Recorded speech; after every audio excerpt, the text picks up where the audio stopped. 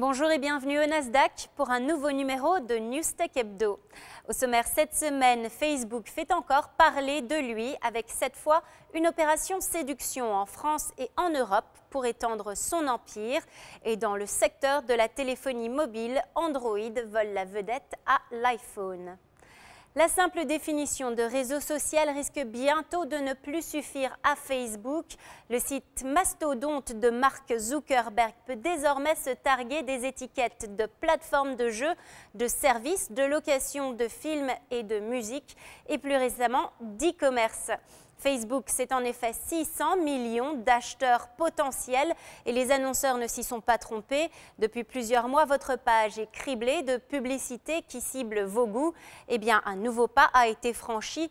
Désormais, via l'onglet Shopping, vous pouvez faire vos achats sur Facebook. Vous pouvez remplir votre panier et payer directement sur le site par carte bancaire ou par PayPal, ou vous pouvez être basculé sur les sites d'e-commerce pour finaliser la transaction.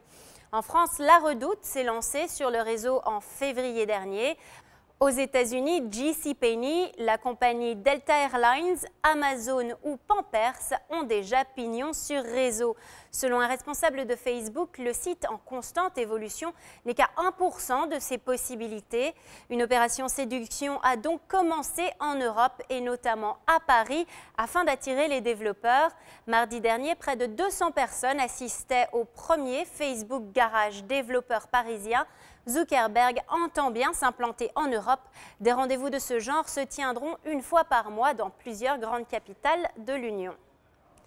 Si l'iPhone est un des outils technologiques les plus tendances, il est loin d'être numéro 1 du marché.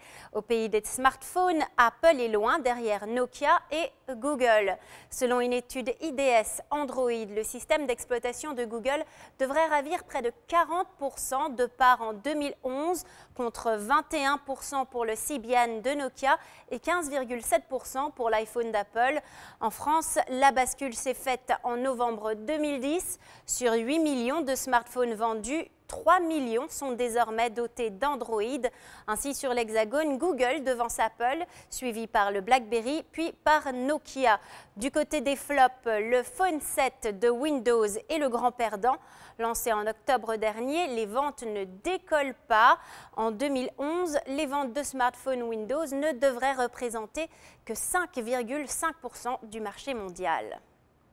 Newstech Hebdo, c'est tout pour aujourd'hui. Je vous retrouve au Nasdaq le week-end prochain pour un nouveau numéro de votre magazine Tech avec NYFP.